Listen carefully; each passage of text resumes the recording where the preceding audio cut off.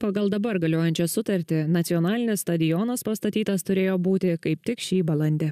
Reda Petrikaitė, Vidmantas Biržinis, Domantė Stankevičiūtė, Vilnius. Sveiki, girdėjot, kaip iš tikrųjų turėjo būti? Ne, dar kartą pagrosiu jums tą patį. Pagal dabar galiojančią sutartį, nacionalinis stadionas pastatytas turėjo būti kaip tik šį balandį. Reda Petrikaitė, Vidmantas Biržinis, Domantė Stankevičiūtė, Vilnius. Kaip skamba? Tai vat, žiūrėkit, kai aš tas žmogus, kuris susipažinęs su nacionaliniu to stadiono sutartim, konkursų sąlygom ir taip toliau, tai aš lygiai taip pat tikrai galiu teikti, kad tas Valdo Benkunsko gąsdinimas, kad mes čia dar kažkam kažkur skolingi, tai yra toks galbūt pasiekmė tai, kad jis nepadarė tam tikrų dalykų, kad tokių dalykų nebūtų.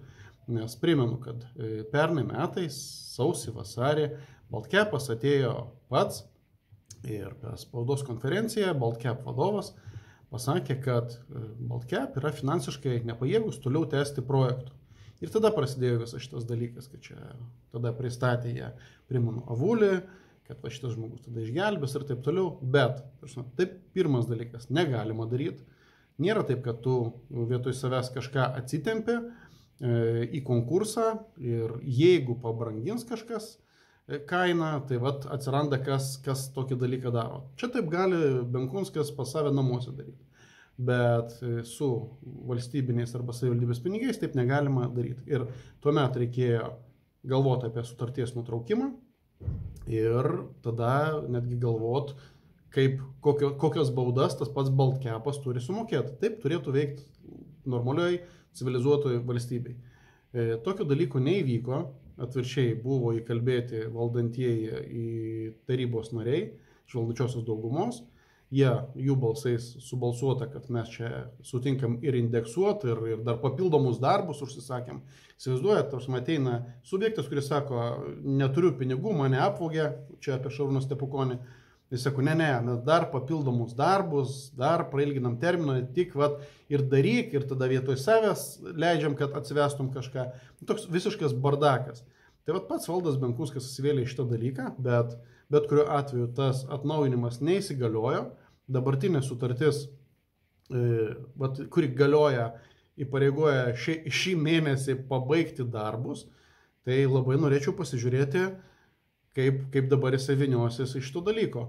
O vėlgi, pabandysiu trumpai, neišsiplečiant taip, kaip aš visada darau, tai leisiu tai pasižiūrėti reportažą. LNK labai neblogą susuko, nes šią savaitę kaip tik pasirodė jau ir iš Seimo valdančiosios daugumos, kad gal nedarykime mes čia savo gėdos ir nefinansuokime tokio projekto, kuris realiai tyčia sustabdytas, pinigų leidimas didžiulis ir tuo metu, kai mes galvojam, ne mes, bet valdantieji Seime galvoja kelt mokesčius, tai šiuo metu išlaidaut tiek dėl stadiono statybos, dėl jo priežiūros, tai yra šiek tiek absurdiška.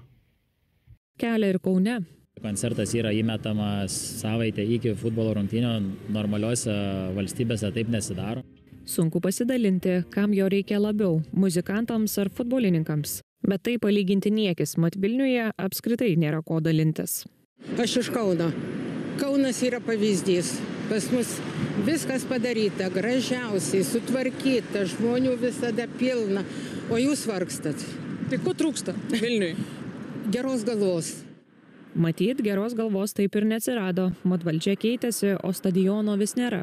Per tą laiką šitas statinys buvo 4 kartus statytas ir 3 kartus nugriautas. Tai jeigu dar kartą bus priimtas neteisingas sprendimas, tai turbūt mes įeisim į kokią nors Gineso rekordų knygą.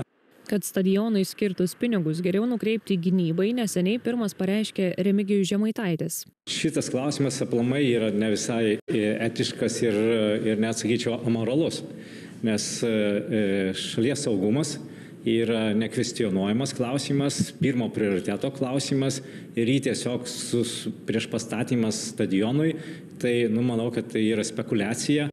Dabar panašiai kalba ir kitas koalicijos partneris Saulius Skvernelis. Jeigu savivaldybė pridariusi daugybę, aš nekalbu apie konkrečią dabar kadenciją, kadangi tai ne vienos kadencijos klausimas, padarė daugybę klaidų arba netlikę darbų, tegul prisėjama savo riziką, jeigu nori patys ir statosi. Bet valstybės prisidėjimo, čia vyriausybės prisidėjimo tikrai aš nematau. Gaila, kad kai kuriems Seimo nariam atrodo, kad Vilniui nieko nereikia. Dėl stadiono likimo lemiamą žodį tars vyriausybė. Kol kas, panašu, ne visi ministrų kabineto nariai žino, iš kokių pinigų jį rengiamasi statyti. Valstybinio biudžeto lėšų ten nėra. Čia buvo toks įdomus momentas, kad finansų ministras nežino, kad šių metų biudžete 58 milijonai plus PVM yra sudėti užprogramuoti tam, kad mokėtų už stadioną, nes jau toks dalykas yra suplanuotas, subiudžetuotas ir kad jisai net nežino apie šitą, šiek tiek kelia nuostabą. Tai teko man paaiškinti. Jo statybas apmoka vyriausybė per švietimo ministeriją, tam yra numatyta 58 milijonai eurų, likusią infrastruktūrą apmoka Vilniaus miesto savivaldybė. Taip pat Vilniaus miesto savivaldybė įsipareigoja skirti papildomą 35 milijonus eurų tam, kad sutvarkyti infrastruktūrą, iš esmės privažiavimą prie to stadiono. Iš viso stadionas kainuos 150 milijono eurų. Priminsiu, kad nei valstybė, nei savivaldybė šiai dienai nei cento nėra išleido šitam projektui. Viską, kas yra daryta, kas yra investuota, yra daryta nuosavomis koncesininko lėšomis. Baltcap buvo pateikęs raštą, kad jų investicijos jau šį objektą yra virš 8 milijonų eurų. Tai teoriškai nieko nesumokėjom, bet skola mums jau yra. Už mokesčių mokėtojų pinigus stadionas bus išpirkinėjamas tik jį pastačius. Be to, savivaldybė 22 metams turės ir kitų įsipareigojimų. Po 5,5 milijonų eurų kasmet už tų infrastruktūrų priežiūrą. Toliau tas, kas operuos šitais objektais, nuomos pačiai savivaldybei arba komerciniams subjektams, visiems rinkos kaina, nebus išimčių, netgi savivaldybė negaus pigiau. Kitaip tariant, savivaldybė nuomosis komplekso patalpas, už kurias pati ir mokėjo. Dėl to laukiama išvadų iš Europos komisijos. Kiek aš žinau, nepaisant to, jog buvo nemažai tam tikrų pastabų, bet ne vienos nebuvo kritinės. Aš esu kalbėjęs su premjeru ne vieną kartą dėl šito projekto ir patikinimas buvo, kad projektą reikia užbaigti. Mes vėlgi nežinom, kiek jis kainuos, žinom maždaug tuos skaičius, bet aš beveik garantuoju, kad jie dar kartą keisis. Ir kol projektas bus vykdomas, ko gero, pabrangimas bus dar ne vienas, atrandant 100 argumentų, kodėl taip turi būti. Paluckas sako, kad pirmiausia vertins pasiekmes, kas bus, jei stadiono atsisakys. Patirtos jau tam tikros išlaidos, yra susitarimai su galimais investuotojais. Aš manau, kad jis tikrai bus, nes nacionalinis stadionas yra mūsų valstybės garbės ir orumo reikalas. Tikiuosi pagrindinius momentus supratote. Pirmas dalykas, žiūrėkite, kaip dreba avulis, kokiu balsu kalba. Kaip išraudęs Benkunskas, taip, jiems slysta šitas projektas iš rankų. Čia yra labai svarbus dalykas, kad avulis čia norėtų sudalyvauti tiek dėl statybų. Čia aš skaičiuoju, kad jo pelnas sudarytų keliasdešimt milijonų, 20-30. Bet antras dalykas, irgi apie kurį aš kalbu vis garsiau, tai yra tai, kad paskui dar 22 metam mes kažkam padarom lesyklėlę. Ir mes, kaip savivaldybė, mokėtume dar 22 metus tikrai riebes sumas, skirtas tiek stadiono, tiek ten tų aikštynų ir bibliotekų ir dar kažkam išlaikymo. Ir paskui iš to subjekto, kuris operuotų visų šito ūkio, dar jis mums savivaldybei nuomotų mūsų jau išpirktus pastatus. Ir už nepigiai, tarsi nebūtų kažkokia lengvatinė kaina, tai būtų rinkos kaina, tas yra įrašyta dokumentuose. Yra išaiškinimai savivaldybės kontrolierius, kad savivaldybei nebūtų jokių nuolaidų. Tiesiog prioritetas būtų dėl laikų, kuriuo metu gali ateiti ir sportuoti jaunimas. Vienintelė sąlyga, bet ir tai savivaldybė už to jaunimo sportavimą mokės rinkos kainą.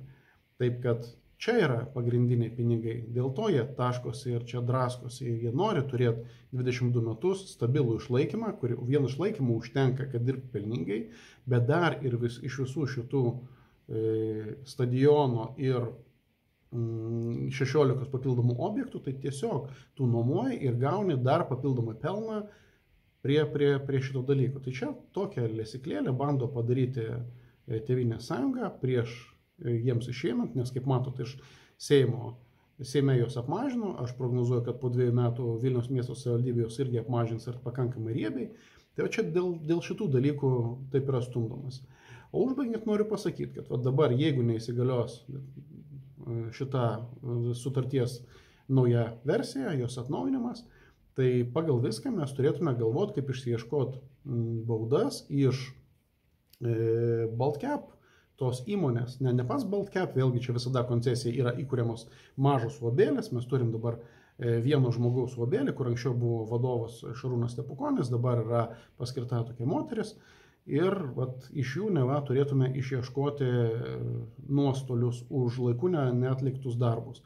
Aš prognozuoju, kad jokių tam finansinių garantijų nėra, tiesiog leis šitam uabėlį subankrutuoti ir į mūsų paklausimus ankstesnius tiek Benkunskui, tiek Bužinskui, ar yra tos finansinės garantijos, buvom raminami, kad jos yra, ar jos yra, man atrodo, mes pamatysim netrukus, nes turėtume ir kaip ir pradėti reikalauti, kas visą šitą balių ir mūsų tas kančias ir ilgą laukimą apmokės. Tai prognozuoju, kad jokių finansinių garantijų nėra. Ar esu teisus, pamatysim jau netrukus. Ačiū, kad žiūrėjote, spauskite like, spauskite prenumeruoti šitą kanalą. Jeigu pamatysite prie video aprašymų, kaip galima paremti partiją Lietuva visų, kurios vadovų aš esu, irgi būčiau labai dėkingas, jeigu paremtumėt mūsų partiją, nes tokių žmonių kaip aš yra daugiau, mes planuojam dalyvauti rinkimuose po 2 metų, tai jeigu norite, kad tiesiog daugiau įvykių, daugiau visokių momentų, kaip yra tratinami pinigai būtų žinoma, tai padėkit, paremkit. Viso geriausio.